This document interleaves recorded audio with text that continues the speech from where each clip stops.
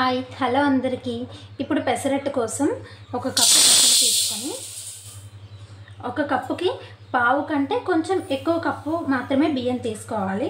అర తీసుకోకూడదు, అలాగని మరి పావు కాదు. కొంచెం పావు కంటే ఎక్కువ క్వాంటిటీలో రైస్ తీసుకొని ఈ రెండింటిని మంచిగా వాష్ చేసుకోవాలి. ఇలా బాగా వాష్ చేసుకొని ఒకసారి ఇది ములిగేలా కొంచెం ఎక్కువగానే వాటర్ వేసుకోవాలి. అలా అని మరీ హెవీగా కాకుండా ఇలా ఒక లిమిటెడ్ క్వాంటిటీలో వాటర్ వేసుకొని 6 to 8 hours వరకు ఉంచేయచ్చు. 8 hours ఉంచితే చాలా బాగుంటుంది, లేదా ఓవర్ నైట్ సోక్ చేసిన రిజల్ట్ చాలా బాగుంటుంది. సో ఇది త్వరగా సోక్ అవ్వాలి అంటే ఏదైనా ఐరన్ లైక్ పీల్ చేసుకునే చాప్ కానీ నైఫ్ కానీ ఏవైనా వేస్తే త్వరగా నానుతుంది. ఇలా వేసిన తర్వాత మూత పెట్టేసి ఒక 8 hours లేదా ఓవర్ నైట్ అలా సోక్ చేసేసి వదిలేయాలి. ఇలా over night are 8 to 10 hours soak చేసుకున్న తర్వాత చూస్తే ఇలా ఉంటుంది. సో ఇలా ఈ నైఫ్ని తీసేసి పక్కన పెట్టేసి ఇలా పైన ఉండే వాటర్ అంతా వంపేయాలి. ఇలా వాటర్ అంతా వంపేసిన తర్వాత అదంతా ఒక మిక్సీ జార్లోకి ట్రాన్స్ఫర్ చేసుకోవాలి. నేనైతే ఓవర్ నైట్ నియర్లీ ఒక 10 hours పైనే సోక్ చేశాను. మీకు అంత టైం లేకపోతే మినిమం 6 hours సోక్ చేసినా చాలు, 6 to 10 hours సోక్ చేసినా చాలు. సో కొంచెం వాటర్ వేసుకొని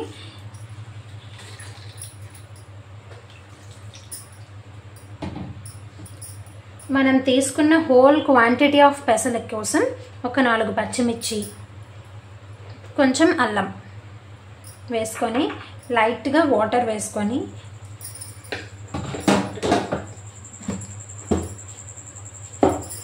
మిక్సీ పట్టుకోవాలి.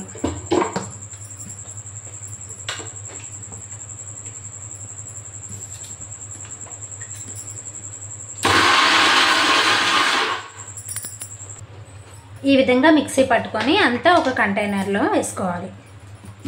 సో చూడండి, మరీ దోశ బ్యాటర్లా పల్చగా ఉండకూడదు. పెసరట్టుకి కొంచెం ఈ తిక్కీ టెక్స్చర్లో ఉంటేనే పెసరట్టు బాగా వస్తుంది. మరీ పల్చగా ఉండకూడదు, అలా అని మరీ చిక్కగా కూడా ఉండకూడదు. సో ఈ టైప్ ఆఫ్ తిక్కీగా ఉంటే దోశ బాగా వస్తుంది. ఒకసారి బాగా కలుపుకొని మరీ థిక్గా ఉంటే కొంచెం లైట్గా వాటర్ వేసుకోవచ్చు. సో వాటర్ వేసుకున్న తర్వాత కొంచెం జీరా కూడా వేసుకోవచ్చు.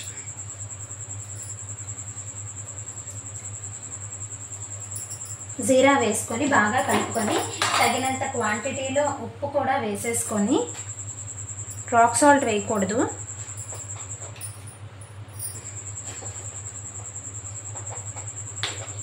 సో దీన్ని బాగా మిక్స్ చేసుకొని ఏదైనా మూత పెట్టేసి ఓవర్ నైట్ వదిలేయాలి. లేదు అంటే ఒక 2 hours వదిలేసినా చాలు. ఆ తర్వాత దోశలు వేసుకుంటే కరకరలాడే హోటల్ స్టైల్ పెసరట్టు రెడీ. పిండిని ఒక 2-3 hours వదిలేసిన తర్వాత బాగా ఫర్మెంట్ అయిన తర్వాత ఇలా పెనం మీద కొంచెం ముందుగా నీళ్లు చల్లుకొని ఒక గుడ్డతో తుడిచి సో మనం వేయాలి అనుకున్న ఈ దోశ ప్యాటర్న్ని పలుచగా వేయాలి. సో చూసారు కదా, పిండి బాగా ఫర్మెంట్ అయింది. సో దోశని చాలా పలుచగా వేసి కొంచెం ఉల్లిపాయలు పచ్చిమిర్చితో గార్నిష్ చేసుకొని తింటే కరకరలాడే ఎంతో టేస్టీ అయిన పెసరట్టు రెడీ.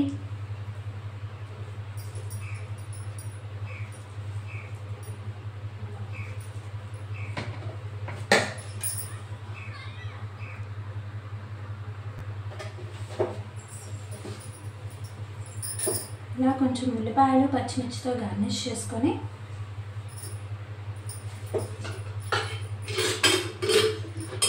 పెసరట్టు అంచుల మీదుగా నూనెను వేసుకుంటూ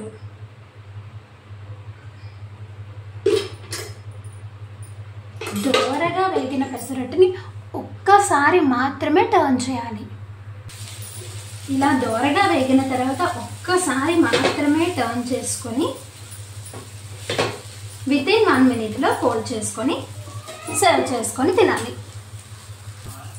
ఇలా సర్వ్ చేసుకొని పల్లీ చట్నీతో కానీ కొబ్బరి చట్నీతో కానీ తింటే కరకరలాడే రెస్టారెంట్ స్టైల్ పెసరట్టు రెడీ.